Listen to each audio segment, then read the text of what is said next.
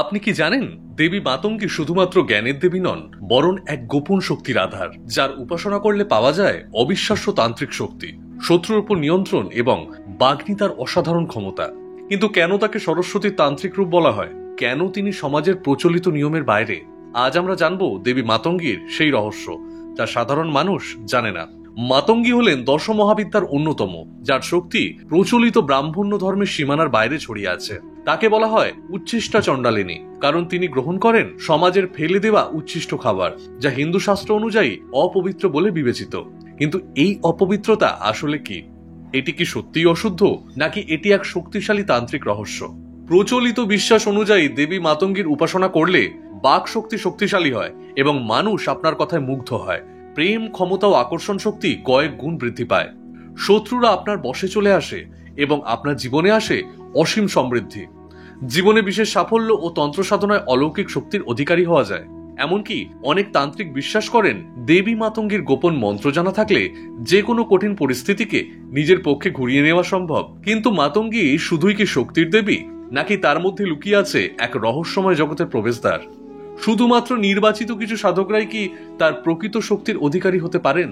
এই প্রশ্নের উত্তর পেতে হলে আপনাকে জানতে হবে মাতঙ্গী উপাসনার বিশেষ নিয়ম, সেই গুপ্ত তন্ত্র সাধনার কথা যা আজও সাধারণ মানুষের কাছ থেকে লুকিয়ে রাখা হয়েছে। আপনি কি জানতে চান কিভাবে মাতঙ্গী আপনার ভাগ্য বদলে দিতে পারে? কিভাবে তার কৃপায় আপনার জীবনে আসতে পারে সাফল্য, ঐশ্বর্য এবং আকর্ষণ ক্ষমতা? তাহলে এই ভিডিওটি শেষ পর্যন্ত দেখুন। দেবী মাতঙ্গীর রহস্যময় উৎপত্তি ও পৌরাণিক কাহিনী। দেবী মাতঙ্গী এক রহস্যময় শক্তির আধার। তন্ত্র সাধনার গহীন অধ্যায়ে তিনি শুধু এক দেবী নন, বরং এক অপরিসীম শক্তির প্রবাহ। কিন্তু কে এই মাতঙ্গী? কেন তাকে শাস্ত্র ও তন্ত্র উভয়ের মধ্যেই এক বিশেষ স্থান দেওয়া হয়? পুরাণ মতে দেবী মাতঙ্গীর উৎপত্তি এক রহস্যে মোড়া। সমাজের প্রচলিত উচ্চ নীচতার বাইরে গিয়ে যিনি শাস্ত্রীয় বিধিনিষেধ ভেঙে মানুষের আত্মবিশ্বাসের পথ দেখান। দেবী মাতঙ্গী হলেন দশ মহাবিদ্যার অন্যতম, যিনি বাগ্মিতা, জ্ঞান ও অলৌকিক ক্ষমতার দেবী। প্রাচীন সমাজে মাতঙ্গী নামে পরিচিত এক বিশেষ জাতির অস্তিত্ব ছিল, যাদের নিচু শ্রেণীর বলে মনে করা হতো। কিন্তু তাদের মধ্যে থেকেই জন্ম নিলেন এক মহাশক্তিশালী দেবী, দেবী মাতঙ্গী। তিনি শক্তির দেবী, যাকে তান্ত্রিক উপাসনার মাধ্যমে পূজিত করা হয় আত্মিক শক্তি অর্জনের জন্য। তবে দেবী মাতঙ্গীর রহস্য এখানেই শেষ নয়। তাকে কখনো কখনো চণ্ডালিনী বা উচ্ছিষ্টা মাতঙ্গী নামেও ডাকা হয়, কারণ তার উপাসনায় শুদ্ধ অশুদ্ধতার কোনো পার্থক্য নেই। এমনকি তার ভোগ নিবেদন করা হয় উচ্ছিষ্ট বা অবশিষ্ট খাবারের মাধ্যমে, যা প্রচলিত হিন্দু সমাজের নিয়মের বিপরীত। কিন্তু কেনই ব্যতিক্রম? কেন দেবী মাতঙ্গীর উপাসনায় এইসব প্রচলিত ধারণাকে চ্যালেঞ্জ করা হয়? কারণ তিনি কেবল বাহ্যিক শুদ্ধতার দেবী নন, বরং তিনি সেই শক্তি যিনি অন্তর্নিহিত জ্ঞান ও সত্যের প্রতীক।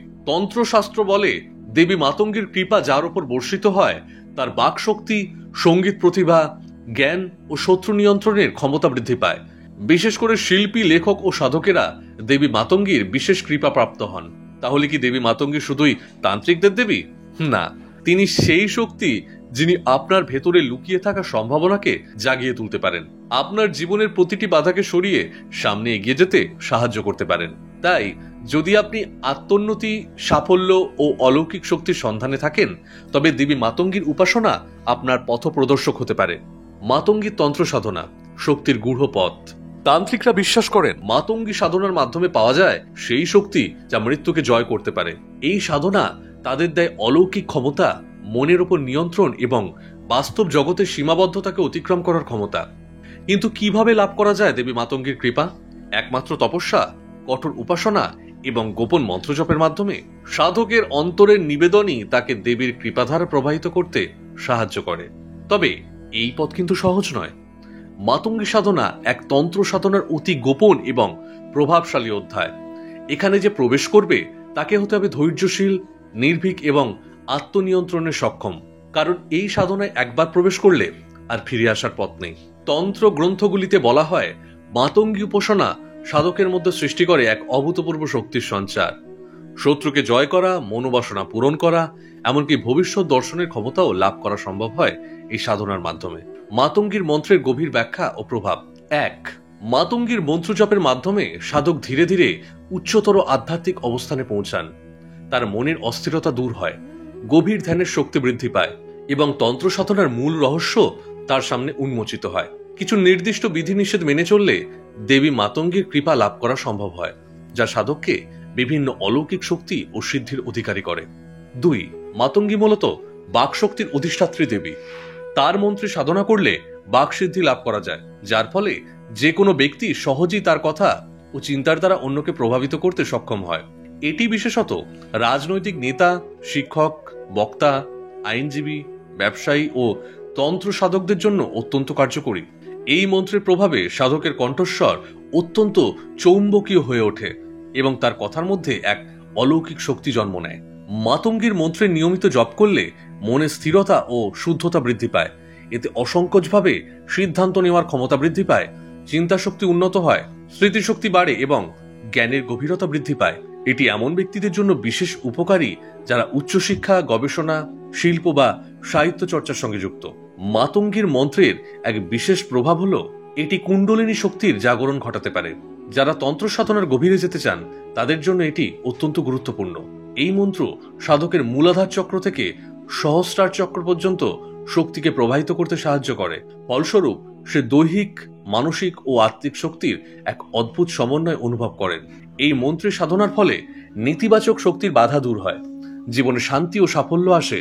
এটি বিশেষভাবে অশুভ দৃষ্টি বা নজরদোষ, তন্ত্র মন্ত্রের কুপ্রভাব, কালো জাদুর বাধা, শত্রুর অনিষ্টকারী শক্তি এবং জীবনের অন্যান্য দুর্ভাগ্যজনক ঘটনাগুলি দূর করতে সহায়ক। নাম্বার 6, মাতঙ্গীর মন্ত্রের অন্যতম বৈশিষ্ট্য হল এটি ব্যক্তিগত সম্পর্ক, ভালোবাসা, দাম্পত্য জীবন ও সামাজিক গ্রহণযোগ্যতা বৃদ্ধিতে সাহায্য করে। এটি সদ্গুণী ও আকর্ষণীয় ব্যক্তিত্ব গঠনে সহায়ক, যার ফলে যে কোনো ব্যক্তির প্রতি সমাজ ও ব্যক্তিগত জীবনে বিশেষ গ্রহণযোগ্যতা ও জনপ্রিয়তা বৃদ্ধি পায়। সঠিকভাবে মাতঙ্গীর মন্ত্রের জপ করলে সাধক আর্থিক দিক থেকে উন্নত হন, সাফল্যের পথে এগিয়ে যান এবং জীবনের বিভিন্ন ক্ষেত্রে প্রতিষ্ঠিত হন। যারা ব্যবসায় সফল হতে চান বা কর্মজীবনে উন্নতি চান তাদের জন্য এই মন্ত্র অত্যন্ত কার্যকারী। মাতঙ্গীর মন্ত্র সাধনার গুরুত্বপূর্ণ নিয়ম: শুদ্ধাচার ও নিয়মানুবর্তিতা।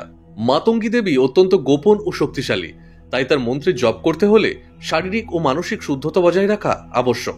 গুরু নির্দেশনা। এই মন্ত্র শুধুমাত্র সিদ্ধ গুরু বা যোগ্য আচার্যের কাছ থেকে গ্রহণ করা উচিত, কারণ এটি অত্যন্ত শক্তিশালী এবং ভুলভাবে জপ করলে তার প্রতিকূল প্রভাব পড়তে পারে। নির্দিষ্ট সময়ে জপ। এই মন্ত্র সাধারণত রাত্রিকালে বা বিশেষ তিথিতে জপ করা হয়। যাদের গুরু নেই তারা নবমী, অমাবস্যা, পূর্ণিমা বা বিশেষ তান্ত্রিক রাতে জপ করতে পারেন। তন্ত্রমতে উপাচার বিধি। মন্ত্র জপের সময় নির্দিষ্ট যন্ত্র, উপাচার, হোমযজ্ঞ, ধূপ, দীপ নৈবেদ্য ও বিশেষ শুদ্ধ পদ্ধতি অনুসরণ করা উচিত।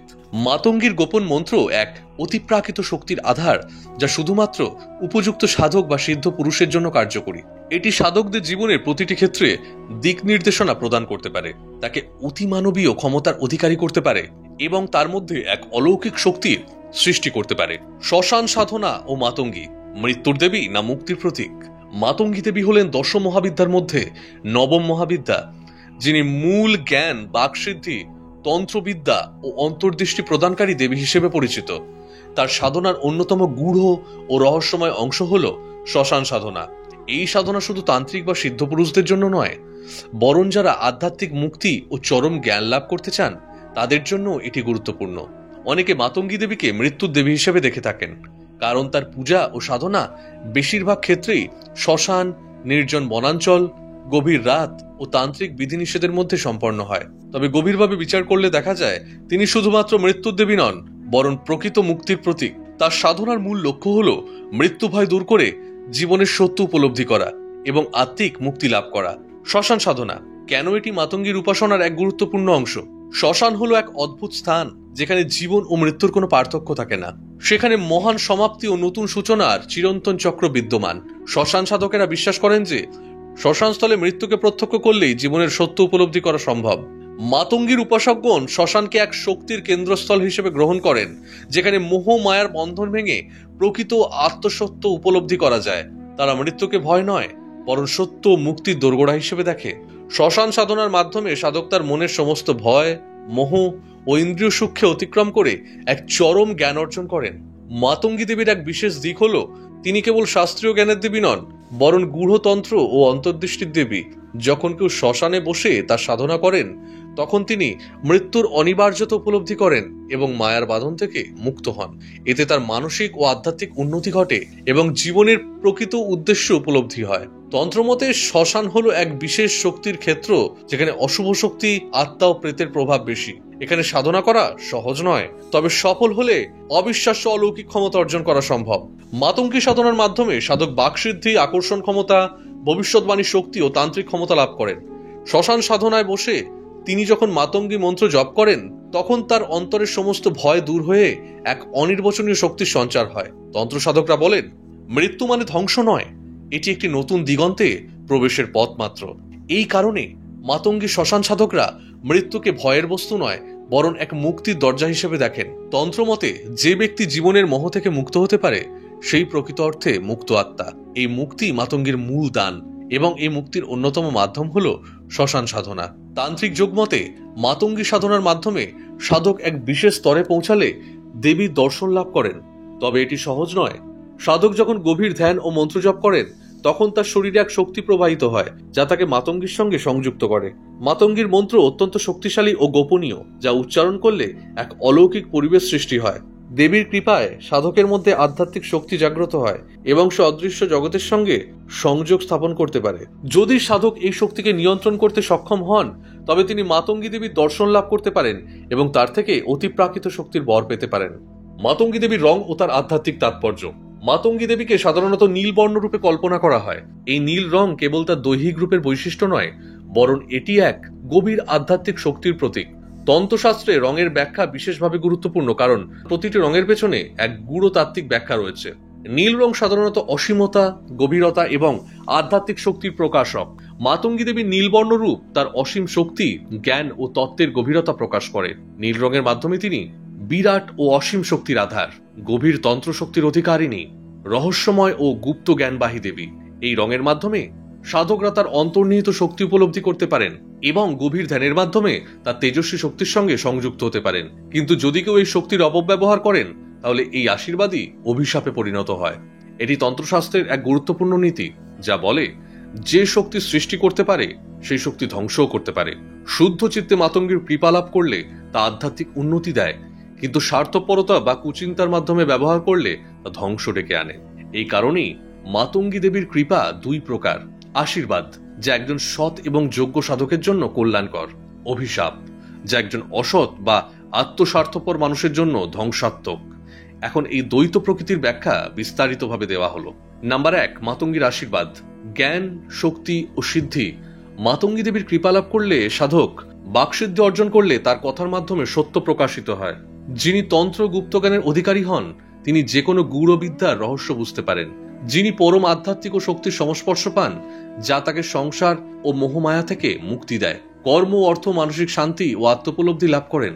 যারা শুদ্ধ অন্তর এবং সাধনার প্রতি নিষ্ঠাবান, তারা মাতঙ্গীর কৃপায় সর্বোচ্চ সফলতা ও আধ্যাত্মিক মুক্তি লাভ করেন। 2, মাতঙ্গীর অভিশাপ। শক্তির অপব্যবহার ও ধ্বংস। যদি কেউ মাতঙ্গী দেবীর শক্তিকে অহংকার, প্রতিহিংসা বা স্বার্থপরতার জন্য ব্যবহার করেন, তবে তার আশীর্বাদ অভিশাপে পরিণত হয়।